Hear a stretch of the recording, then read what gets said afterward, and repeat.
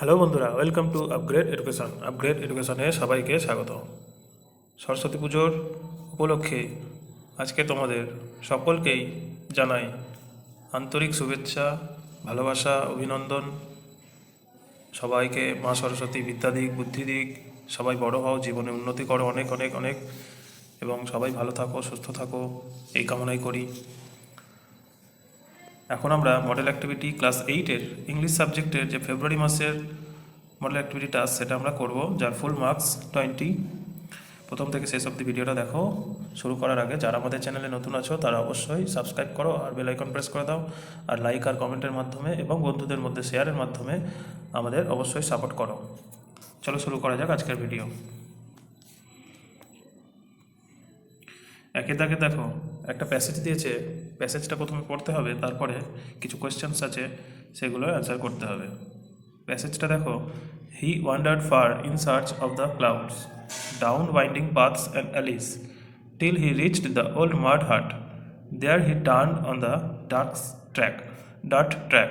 He saw a grass cutter coming from the other direction, and a bundle of freshly cut grass balanced on his head. He stopped the man and asked, "Have you seen the clouds there?" "Clouds?" The grass cutter was amazed, as though he had been asked the most peculiar questions. এটা সকলেই তোমরা পড়েছো বইতে, text বইতে। Question আনসারগুলো দেখো, এবার কোয়েশ্চেনগুলো দেখো। Complete the following sentence. In search of clouds the boy reached. মেঘ খুঁজতে গিয়ে বালকটি কোথায় পৌঁছালো? উত্তরটা কী হবে? উত্তরটা হবে দ্য ওল্ড মাড হাট, অর্থাৎ in search of the clouds the boy reached the old mud hut. উত্তরটা এই জায়গাটাই হবে। দেখো, দ্য ওল্ড মাড হাট এই জায়গাটা হবে, দ্য ওল্ড মাড হাট। তারপরে দুইটা দেখো, the boy met a grass cutter who had. The boy met a grass cutter who had. Grass কাটারের কাছে কি ছিল? গ্রাস কাটারের মাথায় একটা ঘাসের বান্ডিল ছিল, যেটা ফ্রেশলি কাট, অর্থাৎ খুব নতুন ঘাস একটা কেটে তার মাথায় বান্ডেল করে রাখা ছিল।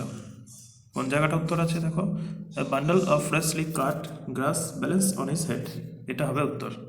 অর্থাৎ a bundle of freshly cut grass balance on his head. তারপর দেখো তিনেরটা, the grass cutter was so amazed as if, অর্থাৎ গ্রাস কাটার স্তম্ভিত হয়েছিল। He had been asked the most peculiar question, as if he had been asked the most peculiar questions, এই জায়গাটা উত্তরটা হবে।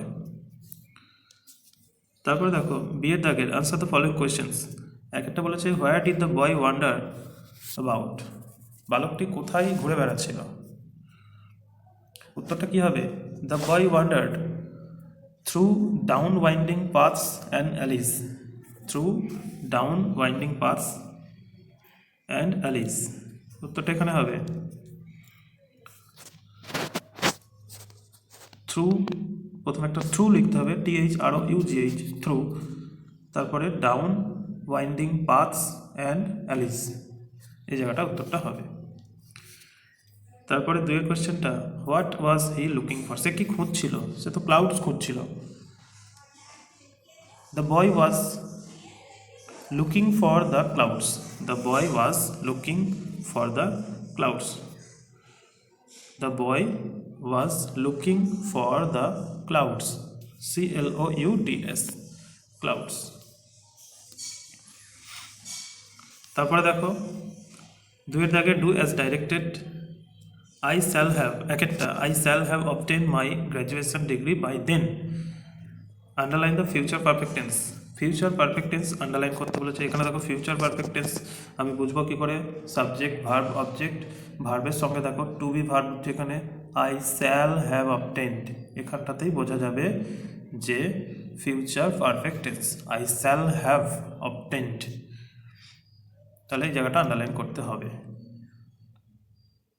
তারপর দুইটা দেখো, দিস হ্যান্ডরাইটিং ইজ লেজিবল, অর্থাৎ এই হ্যান্ডরাইটিংটা বা হাতের লেখাটা লেজিবল, অর্থাৎ যেটা খুব সহজেই পড়া যায়। সহজ পাঠ্য। উত্তরটা কি হবে? এটাকে বলেছে rewrite the sentence using the antonym of the word underlined. অর্থাৎ লেজিবলের অ্যান্টোনিম কি হয়? ইললেজিবল, অর্থাৎ অপাঠ্য, অর্থাৎ সহজে পড়া যায় না এমন। তাহলে উত্তরটা কি হবে? This handwriting is not illegible. This handwriting is not ইললেজিবল।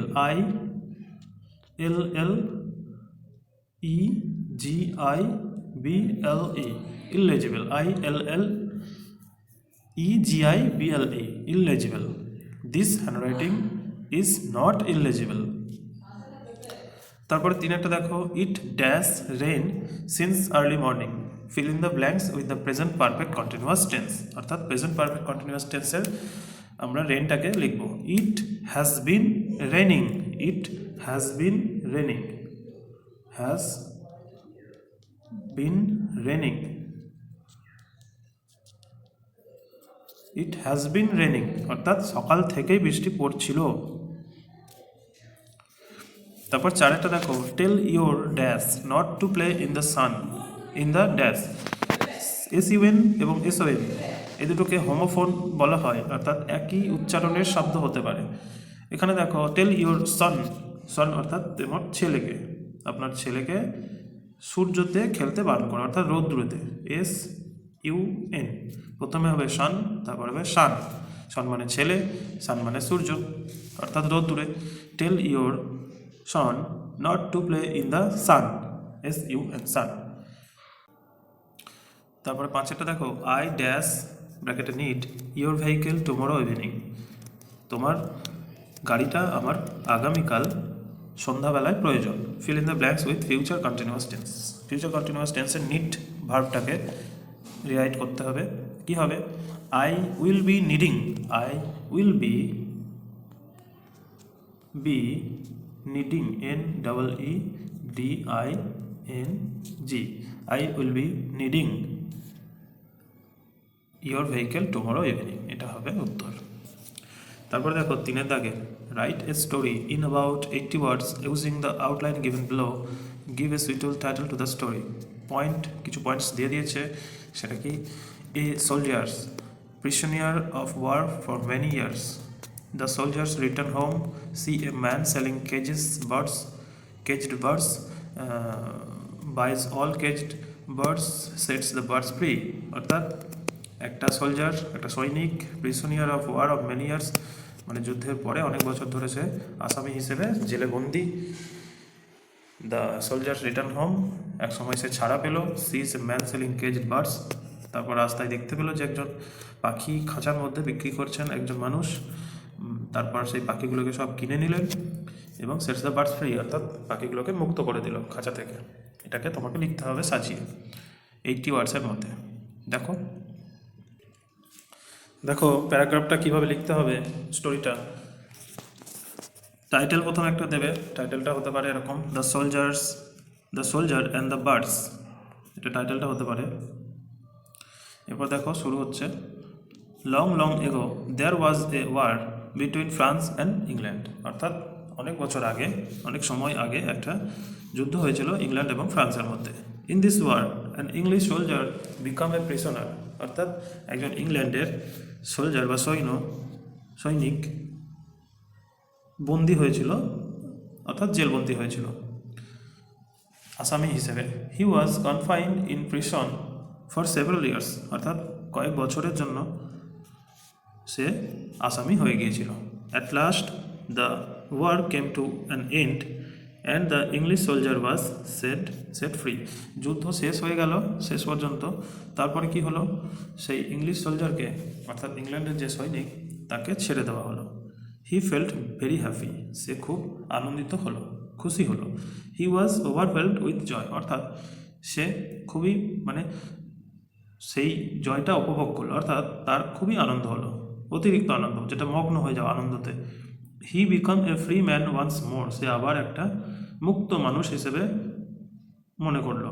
He came back to England among his dear and near ones, সে আবার ইংল্যান্ডে ফেরত গেল তাদের আপনজনদের কাছে। তারপরে দেখো, one day he visited a bird sellers shop in a market of London. লন্ডনের এক পক্ষী বিক্রেতার দোকানে সে গেল। The sight of the cage birds at once reminded him of his own suffering in the প্রিসন। সেই পাখির খাঁচাগুলো দেখে এবং পাখিগুলোকে দেখে তার পুরনো দিনের যে যন্ত্রণাদায়ক দিনগুলো, অর্থাৎ জেলের মধ্যে বন্দি অবস্থার দিনগুলো তার খুব মনে পড়ছিল। He brought all the cages full of birds. সে সব পাখি সমেত যে খাঁচাগুলি সব কিনে নিল। To the astonishment of the bird seller and the passer by he set all the birds free one by one. আশ্চর্যজনকভাবে সে মানে চারিপাশের মানুষকে আশ্চর্য করে দিয়ে সে কী করলো, যে সব পাখিগুলোকে খাঁচা থেকে একটা একটা করে মুক্ত করে দিল, অর্থাৎ ছেড়ে দিল খাঁচা থেকে। তারপরে দেখো, the bird seller could not conceal his curiosity, অর্থাৎ পক্ষী বিক্রেতা তার যে কৌতূহল, যে পাখিটা যে ছেড়ে দিল পাখিগুলো, তখন তার কৌতূহল জাগলো, যে মানে তার মনের মধ্যে একটা আশ্চর্য রকমভাবে একটা কৌতূহল জাগলো, সেটা তো আড়াল করতে পারলো না। আড়াল করতে না পারার ফলে সে তারপরে কি হবে, he asked the soldier, hello friend, why have you spend so much money for nothing. এই যে বন্ধু, তুমি কিছুই নয় তার জন্য তুমি অনেক টাকা কেন খরচ করলে, অর্থাৎ যেহেতু ফ্রি করে দিল তাই তুমি কোনো কিছুর জন্যই নয় এমনভাবে তুমি টাকা খরচ করে ফেললে একটা সামান্য জিনিসের জন্য। Why have you release all the birds, why have you set the birds free, অর্থাৎ তুমি ওই পাখিগুলোকে কেন ছেড়ে দিলে, অর্থাৎ বার্ডসগুলোকে কেন মুক্ত করে দিলে। Having a deep Sai to the soldier replied, দীর্ঘ নাভিশ্বাস অর্থাৎ একটা শ্বাস ছাড়ার পরে সে রিপ্লাই করলো বা উত্তর দিল, আই ওয়াজ প্রিসনার, আমি একজন আসামি ছিলাম। I know the pangs of caged life, অর্থাৎ আমি বন্দি দশা যন্ত্রণাটা আমি বুঝি। I know the agony of captivity, অর্থাৎ আমি নিদারুণ যে যন্ত্রণা, অর্থাৎ বন্দি দশা বা দাসত্বের যে যন্ত্রণা সেটা আমি বুঝি। So saying the English soldier left the place, এই কথা বলে সে জায়গাটা ত্যাগ করলো, ওই জায়গাটা অর্থাৎ দোকানের যে জায়গাটা। এই হবে গল্প। মোরাল অফ দ্য স্টোরি কী হতে পারে, a prisoner can feel the agony of captivity, অর্থাৎ একজন আসামি তার বন্দিদশাটা, তার বন্দিদশা এবং অন্যান্য যে কোনো বন্দিদশায় ফিল করতে পারে, অর্থাৎ অনুভব করতে পারে। এই হবে তোমাদের স্টোরিটা। ভিডিও ভালো লাগলে অবশ্যই লাইক করো, কমেন্ট করো, বন্ধুদের মধ্যে শেয়ার করে দাও। আর যারা নতুন আছো, নতুন ভিউয়ার্স, তারা অবশ্যই সাবস্ক্রাইব করে দাও। অসংখ্য ধন্যবাদ। সবাই সরস্বতী পুজো ভালো করে কাটাও, খুব আনন্দ করো, মজা করো, সুস্থ থাকো, স্বাভাবিক থাকো। Have a good day.